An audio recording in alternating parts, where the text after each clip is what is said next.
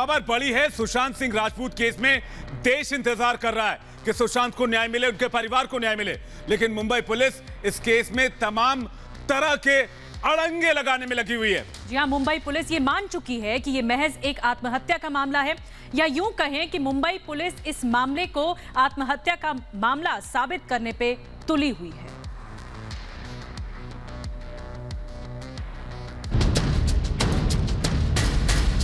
The press conference is over. I don't like this kind of behavior in my press conference. Please switch off the cameras now. सुना आपने, ये हैं मुंबई के police commissioner Parambir Singh, जो media को धमकी दे रहे हैं कि आप अपने कैमरे बंद कर लें, और वो भी इसलिए क्योंकि मीडिया उनसे तीखे सवाल पूछ रही है। अब ऐसे में कोई कैसे भरोसा करे कि सुशांत सिंह राजपूत के परिवार को न्याय मिलेगा और गुनहगार सलाखों के पीछे होंगे? ये सवाल इसलिए भी अहम है क्योंकि अपनी इस प्रेस कॉन्फ्रेंस में परमबीर सिंह ने दो टूक कह दिया कि ये आत्महत्या का मामला है। क्या सर्कमस्टांसेस थे जिसकी वजह से उन्होंने अपनी जान ली उस समय, वही हमारा सब्जेक्ट ऑफ इन्वेस्टिगेशन है।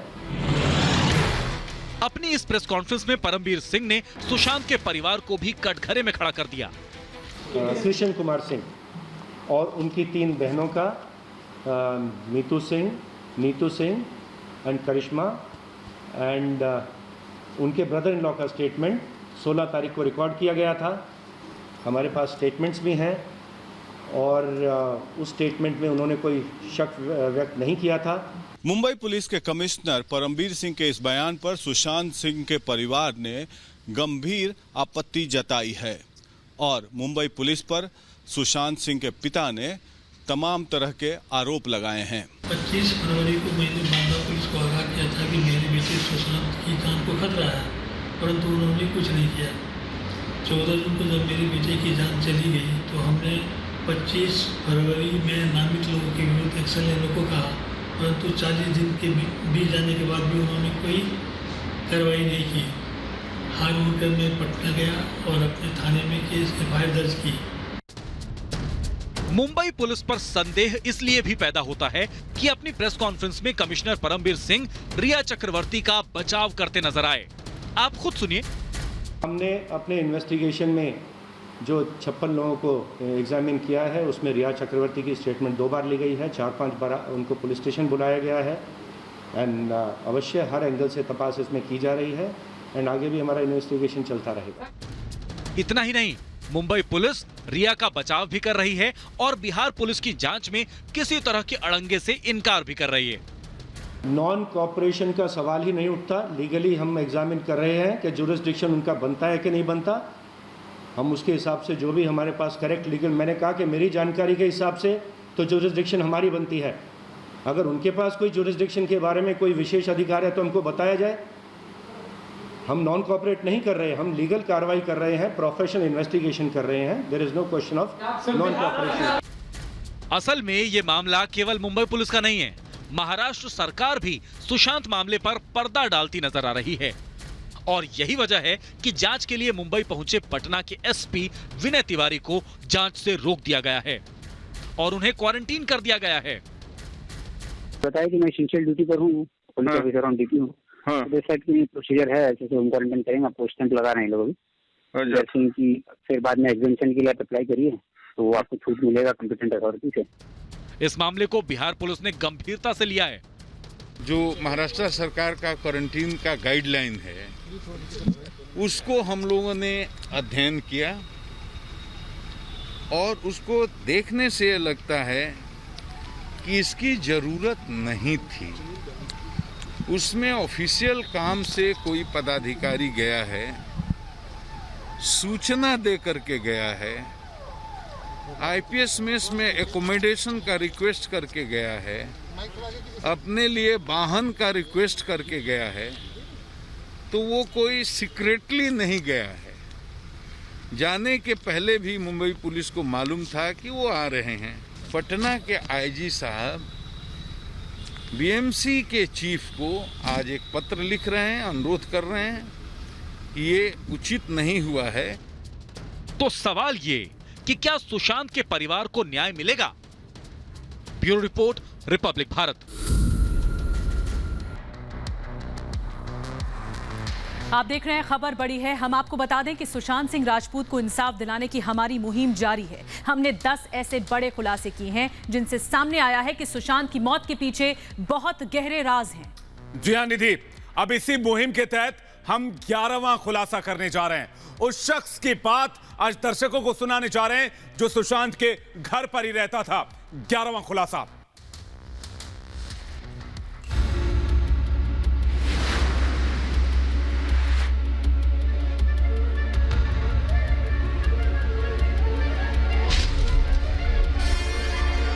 चौदह जून को क्या हुआ था?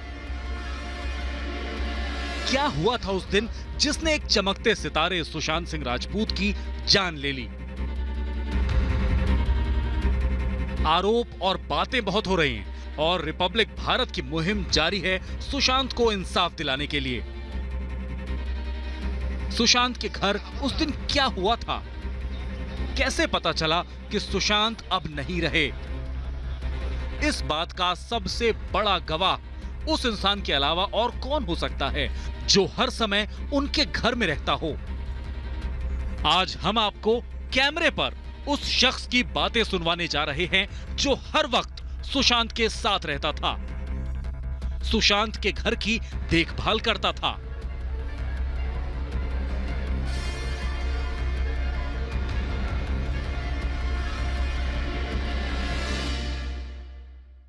सिस्टर को फोन किया, सिस्टर ने बोला जैसा भी रहेगा खुलवाओ, मैं आ रही हूँ बोला। तो हमने दो चाबी अभी देखा क्योंकि उन घरों के ऊपर जो फ्लैट हैं सब रूम की, जो कभी हमें चाबी की जरूरत नहीं पड़ी और किसी गेट की चाबी नहीं थी, किसी गेट की चाबी नहीं थी और हमें कोई जरूरत, जो सिर्फ चाबी थी जो एक मेन गेट की, उसी की जरूरत पड़ती थी। अच्छा, तो क्या वो ऑटोमेटिक लॉक था? अपने आप लॉक हो जाता था? अंदर से लॉक कर लिया था ना उन्होंने। लॉक तो वो जैसा होता है वैसे खुल भी जाता है, ऐसा कर दो तो अंदर से घुमाने का है ना, लॉक करने का होता है ना, हर गेट के अंदर होता है, तो उन्होंने लॉक कर लिया था। तो वो अंदर से ही खुल सकता है विदाउट चाबी के, बाहर से तो चाबी के ही खुलेगा ना। तो ऐसे ही था। तो जो है हमने 15-20 मिनट हमने चाबी ढूंढा, मैं क्या पता मिल जाए, तो चाबी मिली नहीं। बहुत सी चाबी मिली पर उन गेटों की चाबी नहीं मिली, किसी गेटों की भी चाबी नहीं थी, सिर्फ ड्रॉ की इधर उधर की वही चाबी थी। तो हमने सिद्धार्थ पठानिया ने क्या करा, चाबी वाले को बुलाया, ताला चाबी वाले को, तो उसको दिखाया ये लॉक है, इसको तोड़ना है, इसको मतलब चाबी बनानी है इसकी। तो बोला चाबी बनाओगे तो 1 घंटा लगेगा, तोड़वाओगे तो 5 मिनट लगेगा। आपको जल्दी अगर अर्जेंट ने आपने बुलाया, अगर अर्जेंट तोड़वाना है तो तोड़ दूंगा। सुना आपने नीरज को? ये सुशांत का हेल्पर और उसके घर की देखभाल करने वाला है। ये उस दिन की बात बता रहा है जिस दिन दुनिया को पता चला कि सुशांत अब नहीं रहे। नीरज के मुताबिक सुशांत के कमरे का दरवाजा अंदर से लॉक था, चाबी नहीं मिली तो सिद्धार्थ पिठानी ने चाबी वाले को बुलवाया था। बनवाना है तो बना दूंगा, जैसा आप कहोगे वैसा कर लूंगा। तो हमने बोला जैसा भी रहेगा देख लेंगे, लॉक तोड़ दो, बाद में बना लेंगे। आधे घंटे से ऊपर हो गया तो सर ने खोला ही नहीं। तो जो है उसने तोड़ दिया, तोड़ने का हल्का गेट खोला। तो हमने बोला बस अब ज्यादा मत खोलो, अब आप जा सकते हो, बस इतना। उसको पैसे देके 2000 रुपए भेज दिया। कहाँ से लाई थी उसको? पता नहीं, यहीं से कहीं से बुलाया था, लोकल का ही था, सिद्धार्थ पठानी ने बुलाया था। अच्छा, तो मिल गया था? फोन करके बुलाया या जानकार थे या? फोन करके बुलाया था, किसी से नंबर लिया था। तो जो भी है चाबी वाले का नंबर लिया था, उसने बोला ठीक है मैं 5-10 मिनट में आ जाऊंगा। अच्छा, उसने बोला मैं 2000 रुपये लूंगा, बोला था। तोड़वाओ चाहे चाबी बनवाओ चाहे कुछ भी करवाओ। तो हमने बोला जैसा भी तो आजा देख लेंगे। सिद्धार्थ ने बोला ठीक है। तो उसने 5-10 मिनट जो इसका लोग तोड़ दिए। तोड़ने के बाद ऊपर दिखे सिद्धार्थ था और मैं था। केयरटेकर ने हमें साफ कहा कि ताला तोड़ने वाले सिद्धार्थ ने दरवाजा पूरा तोड़ने से मना किया और पहले ही पैसे देकर भेज दिया। इस खुलासे से कुछ सवाल सामने आते हैं। दरवाजा पूरा क्यों नहीं तोड़वाया गया? सिद्धार्थ ने डुप्लीकेट चाबी वाले को पैसे देकर भेजने में जल्दबाजी क्यों दिखाई? क्या सिद्धार्थ पहले से ही कुछ जानते थे? बहरहाल हमारी पड़ताल में हमने कुछ आगे सवाल पूछे तो पता चला कि कमरे के अंदर सुशांत फंदे से लटके हुए थे। नीरज ने ही सुशांत की बहन को फोन किया था। सुशांत के हेल्पर ने बताया कि चाकू से रस्सी काटी सिद्धार्थ ने और तब तक सुशांत की बॉडी ठंडी पड़ चुकी थी। इतना गौर से देखा ही नहीं कि कहाँ पैर जा रहे, कहाँ उनको जरा हमसे देखा ही नहीं जा रहा था बिल्कुल ही। हमसे तो बिल्कुल ही कुछ समझ में भी नहीं आ रहा था कि क्यों ऐसा हुआ। बिल्कुल दिमाग काम नहीं कर रहा था हमारा। तो इतने में जो है उन्होंने सिस्टर को फोन किया, फिर उनको बोला कि मैं उनको जल्दी आ जाओ, बहुत मामला खराब हो गया। फिर पुलिस को फोन किया, एम्बुलेंस को, जो भी है डॉक्टर को फोन किया। तो इतने में उनकी सिस्टर आ गई तो बोलने लगी क्या हुआ। तो हमें कुछ बोलने का मन ही नहीं था। जैसे वो आई उन्होंने कहा मैं खुद ही देख लिया। तब तक उतार चुके थे उनकी बॉडी को? हाँ, तब तक उनके जीजा जी पता नहीं कि इंस्पेक्टर वगैरह कौन थे, तो उनको फोन आ गया था। तो बात हुआ क्या हुआ सुशांत गिरने में, तो उन्होंने बोला ऐसा ऐसी बात है। बॉडी किसने उतारी सुशांत की? बॉडी सिद्धार्थ पठानी ने उतारा। अकेले उतारा? हम भी थे, उतारा नहीं था, रस्सी काट दिया था। वैसे सिद्धार्थ गए, पीछे में गया और उसके पीछे दिपेश था गेट के पास। हम अंदर गए हिम्मत मार के, तो बॉडी जो है उन्होंने जैसे टाइट तो था ही, एक दो बार ऐसे करा तो वो कट गया, तो गिर गए बेड में। हाँ, तो बॉडी भी ज्यादा ठंडी हो गई थी। उसके बाद जो भी है, फिर उसके बाद पुलिस आई।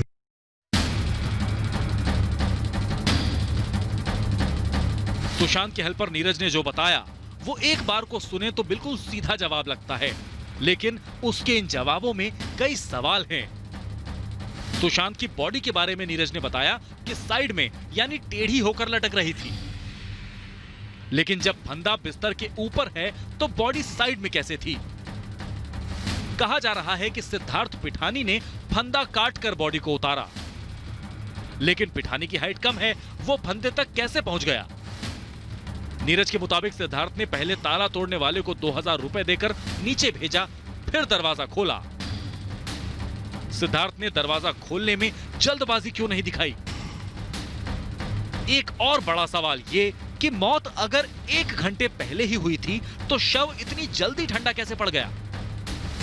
मुंबई में अमित चौधरी और अलीशा नायर के साथ ब्यूरो रिपोर्ट, रिपब्लिक भारत।